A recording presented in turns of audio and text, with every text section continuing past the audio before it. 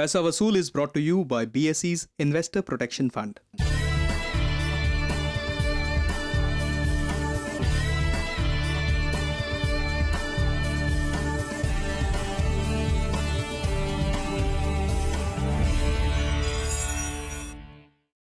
नमस्कार, हम हाजिर हैं एक बार फिर पैसा वसूल की एक नई कड़ी के साथ।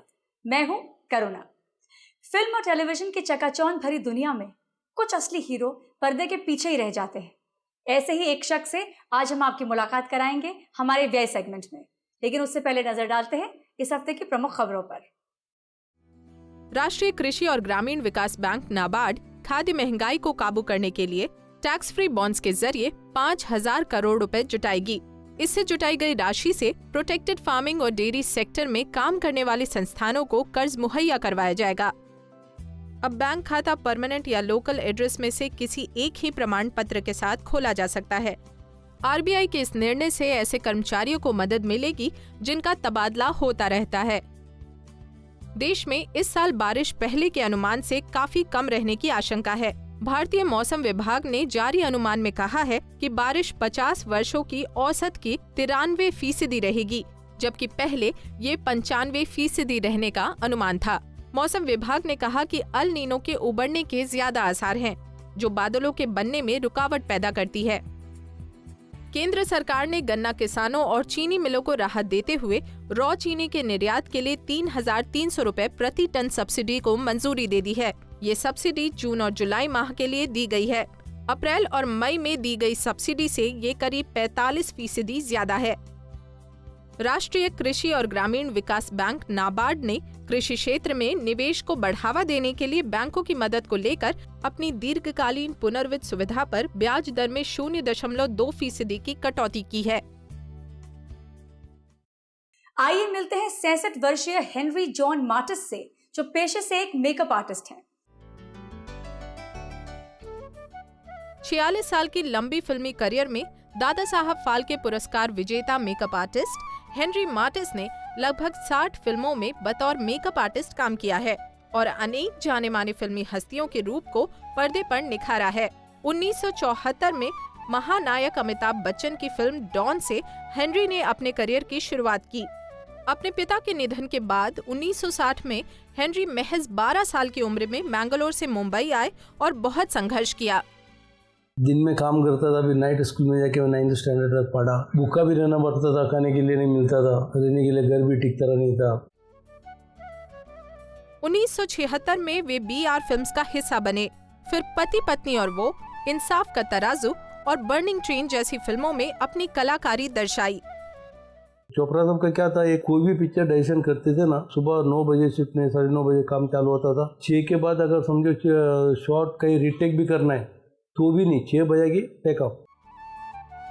1979 से 1994 तक वे अभिनेता शत्रुघ्न सिन्हा के पर्सनल मेकअप मैन रहे और फिर राहुल रॉय, संजय दत्त और महेश मांजरेकर जैसे फिल्मी कलाकारों के करीबी रहे। 1977 में उनकी शादी हुई। उनकी पत्नी उनके परिवार की ढाल बनी और अच्छे बुरे वक्त में हेनरी का साथ दिया। एक बेटा और 2 बेटियों की परवरिश की जिम्मेदारी उन्होंने बखूबी निभाई। कभी काम होता कभी नहीं होता था, ये टेंशन होता आगे जाके चलेगा कि नहीं। डैडी को बहुत स्ट्रगल था लाइफ में, बट वो कभी भी हमारे पर असर नहीं हुआ उसका। कभी ऐसे होता था कि उनको नाइट शिफ्ट होता था, पेरेंट्स डे होता था, तो कभी कभी वो नहीं रह पाते थे, तो तभी मम्मी ही होती थी, बट वो used to make up for it. Henry एक फ्रीलांस मेकअप आर्टिस्ट है और उनका वेतन स्थायी नहीं है। उस टाइम में हम लोग सीखते हो 10 रुपया पर डे मिलता था। अभी हम लोग 10 से लेके 15-20 हज़ार तक लेते हैं। कभी महीने में 50,000 भी कमा लेता हूँ, कभी महीने भर में 1 पैसा भी कमाते नहीं। उनके परिवार में उनके बेटे अपनी पत्नी के साथ अलग घर लेके रहते हैं। हेनरी लगभग 20,000 रुपए हर महीने बचा लेते हैं। अपनी LIC पॉलिसीज की लगभग 5 लाख रुपए की सम अश्योर्ड को उन्होंने एक FD में डायरेक्ट किया हुआ है। साथ ही अपने पोते के नाम पर उन्होंने एक एजुकेशन स्कीम ली हुई है ताकि उसकी पढ़ाई के लिए भविष्य में लोन पर आश्रित न रहना पड़े। मेडिक्लेम मेरे ख्याल से 65,000 का किया था। मेरा आंख का कैटरेक्ट का ऑपरेशन किया तो यूज किया। हेनरी के तीनों बच्चों की शादी हो चुकी है। उनका खुद का घर है जो उन्होंने नकद राशि देकर खरीदी थी। उनके तीनों बच्चे इस घर के नॉमिनीज हैं। गांव की जमीन उन्होंने अपने भाई के नाम कर दी है। हेनरी ने अभी तक कोई वसीयत तैयार नहीं करवाई है। वे बाइक्स के शौकीन हैं और 4 व्हीलर गाड़ी खरीदने की चाह नहीं रखते हैं। शत्रु साहब की ब्रांड न्यू गाड़ी आई थी पद्मिनी, मैंने गाड़ी लिया, स्टार्ट किया, कड़ी गाड़ी थी, अंबर से गाड़ी को ठोक दिया। उस दिन से मैंने कसम खाया कि आज के बाद कभी गाड़ी चलाऊंगा नहीं। 6 पुरस्कारों से नवाजे जाने वाले 67 वर्षीय हेनरी आज भी उसी तरह से काम कर रहे हैं और इसी तरह अपने परिवार के भरण पोषण करते रहने का हौसला रखते हैं। हेनरी के परिवार की आर्थिक स्थिति पर राय लेते हैं हमारे एक्सपर्ट से। सबसे पहली बात जो है वो कंटिजेंसी फंड या इमरजेंसी फंड की है। एक कॉर्पस बना ले 90,000 से लाख रुपए का, और ये जो है ये पैसा एक फिक्स डिपॉजिट में डाल दे। हेल्थ इंश्योरेंस बहुत ज़रूरी है आपके लिए और आपके मिसेस के लिए। एक वरिष्ठ नागरिक है, सीनियर सिटीज़न है, इसके लिए शायद आपको जल्दी इंश्योरेंस न मिले। देखिए, अगर कवर मिलता है तो ले ले, अगर कवर नहीं मिलता है तो काफ़ी सारी टॉप अप पॉलिसीज़ होती है। आपने कोई आपके ग्रैंड चाइल्ड के लिए, उनकी पढ़ाई के लिए कोई पॉलिसी लेके रखी है या कोई स्कीम लेके रखी है, तो आप एक कर सकते हैं, हर महीने 4,000 रुपये की रिकरिंग डिपॉजिट कर ले, तो साल में 48,000 रुपया आपको वहीं से मिल जाएगा। उसके बाद में धीरे धीरे आप या तो निवेश कर सकते हैं कोई म्यूचुअल फंड के डेट इंस्ट्रूमेंट्स में। अगर इस पे भरोसा न हो तो बैंक में रिकरिंग डिपॉजिट करते जाए और बाद में वो पैसा लेके कहीं कोई अच्छी कंपनी के फिक्स डिपॉजिट पे निवेश कर ले। अगर कुछ बीमारी हो और अगर कोई ट्रांजैक्शंस करना पड़े तो हस्बैंड वाइफ दोनों के पास एक दूसरे की पावर ऑफ अटर्नी हो। और लास्टली, विल की बहुत ज़रूरत है। सरकारी कागजात वगैरह के लिए भी शायद विल की ज़रूरत पड़ जाए, नहीं तो काम में रुकावट आ सकती है। अब वक्त है एक ब्रेक का। ब्रेक के बाद पेश करेंगे हाउसिंग क्षेत्र में माइक्रो फाइनेंस पर एक रिपोर्ट। देखते रहिए पैसा वसूल।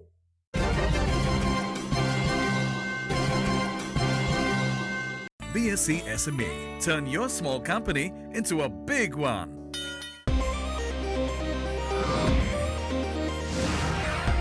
India's fastest currency derivatives exchange is here. BSE CDX, powered by Bolt Plus.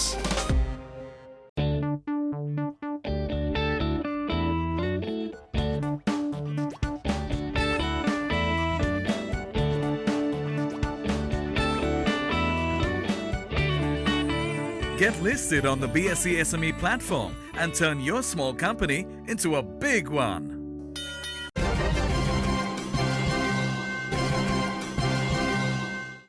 Welcome back. हर इंसान का सपना होता है कि उसका अपना घर हो, पर बैंकों से घर के लिए लोन न मिलने के कारण उनके ये सपने अधूरे रह जाते हैं।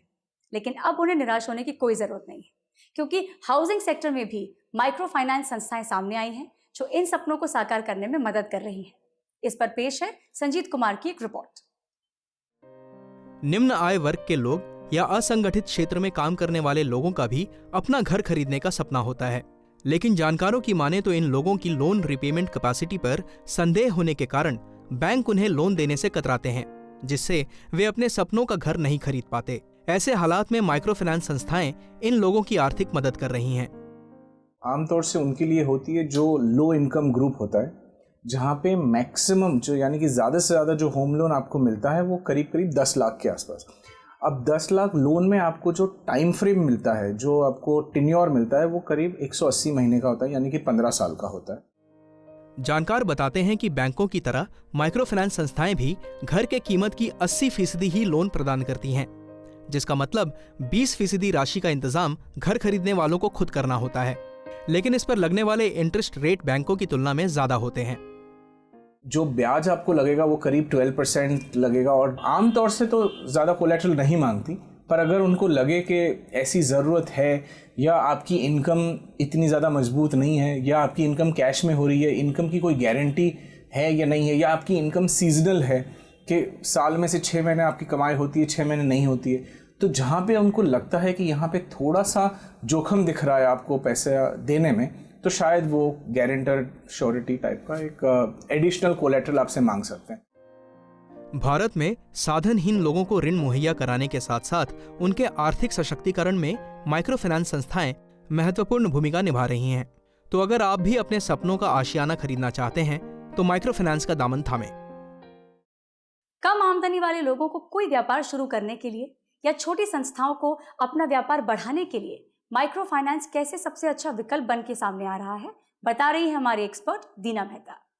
माइक्रो फाइनेंस की जो मूवमेंट है वो हमारे देश में काफ़ी आगे निकल गई है। आप भी माइक्रो फाइनेंस की मूवमेंट का एक हिस्सा बन सकते हैं। आपके गांव में या तो आप जिस बस्ती में रहते हो 15-20 लोग अगर इकट्ठा हो, 15-20 महिलाएं अगर इकट्ठा हो सकती है तो वो एक अपना सेल्फ हेल्प ग्रुप बना सकती है।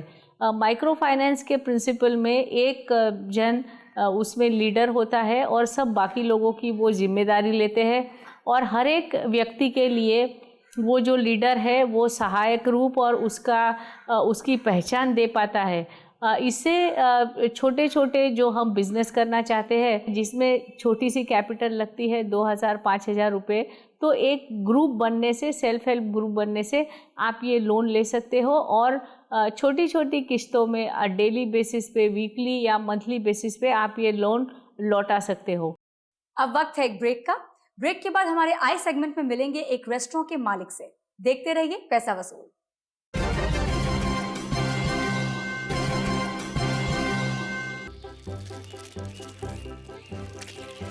Everyone's moving to India's fastest growing derivatives market. Have you started trading yet? S&P BSE Sensex, India's index, the world tracks.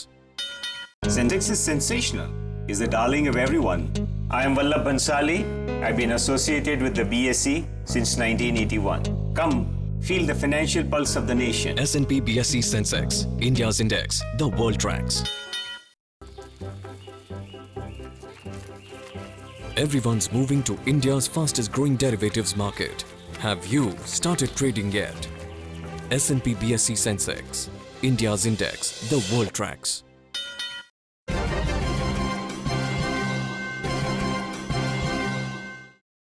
खाने से जुड़ा कोई भी व्यापार ज्यादा तौर पे सफल होता देखा गया है।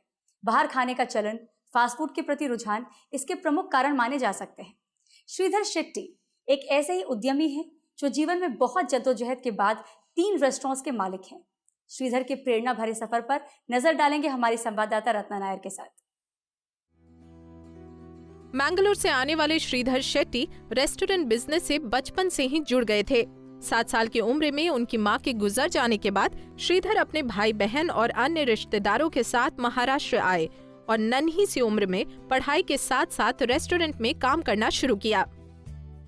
प्लेट्स वगैरह साफ करते थे, टेबल साफ करने का सैलरी वगैरह नहीं था। मुझे जो खर्चे के लिए चाहिए वो मुझे मिलता था। एसएससी पढ़ाई के उपरांत वे शिपिंग इंडस्ट्री में क्लीनर की नौकरी करने लगे।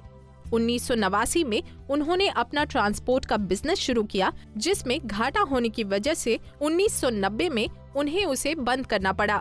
श्रीधर आज 3 रेस्टोरेंट्स के मालिक हैं। मैंने 10 लाख से शुरू किया। मैन पावर होता है, जो खर्चा वगैरह होता है तो अफोर्ड नहीं कर सकते, तो वो हिसाब से कभी लॉस भी होता है।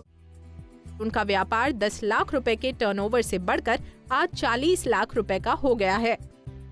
क्लब के रेस्टोरेंट के अंदर 16 to 17% प्रॉफिट है और मेरा आउटसाइड का जो रेस्टोरेंट है तो वहाँ पे 25 to 30% प्रॉफिट है। श्रीधर के अनुसार क्वालिटी मेंटेनेंस और सर्विस पर ध्यान देना सबसे अहम है। वे खुद एक अच्छे कुक हैं और समय समय पर नई रेसिपीज पे हाथ आजमा लेते हैं। हमारे ग्रुप को जो डिश अच्छा लगता है उनका is chicken and mutton rogan josh. Food बहुत अच्छा है, घर जैसी फीलिंग्स आती है। इसके साथ साथ एक रेस्टोरेंट खोलने के लिए कुछ लाइसेंसेस भी अहम हैं। काफ़ी सारा लाइसेंस होता है, गुमास्ता भी होता है और अगर आप परमिट बनाना चाहते हैं तो आपको एक्साइज का लाइसेंस का ज़रूरत पड़ता है और FDA का भी लाइसेंस का ज़रूरत पड़ता है, पुलिस लाइसेंस का ज़रूरत होता है और इलेक्ट्रिक का NOC ज़रूरत पड़ता है और फायर का NOC भी लगता है। श्रीधर आज इतने सफल होने के बावजूद अपने स्टाफ्स के साथ हाथ बटाते हैं और मिलजुल कर काम करते हैं। सुबह से लेकर शाम तक यहीं रहते हैं, हमारे साथ ही रहते हैं। जब टाइम पूरा ध्यान देते हैं अपने रेस्टोरेंट पे। श्रीधर के जीवन का सफर बहुत प्रेरणात्मक है और आज वे सफलता की नई ऊंचाइयों को छू रहे हैं। अब वक्त है एक ब्रेक का। ब्रेक के बाद पेश करेंगे हमारा तीसरा सेगमेंट संचय, जिसमें आज हम देखेंगे गोल्ड इन्वेस्टमेंट पर एक रिपोर्ट। देखते रहिए पैसा वसूल।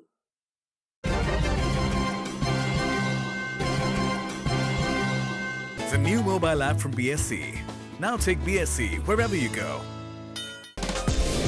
BSC CDX, powered by Bolt Plus. Mood of the nation is always in tandem with Sensex. I am Ketan Marwadi and have been associated with BSE since 1990. Come, feel the financial pulse of the nation. S&P BSE Sensex, India's index, the world tracks. Losing a lot on transaction fees? Become a member of the BSE and pay 99% less. BSE, experience the new.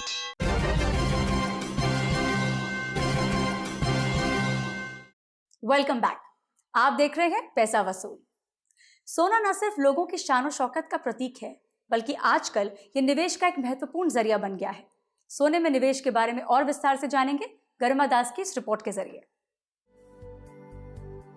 सोने में निवेश करने के कई विकल्प होते हैं, जैसे आप सुनार या बैंक से सोने के सिक्के या बिस्किट्स खरीद सकते हैं।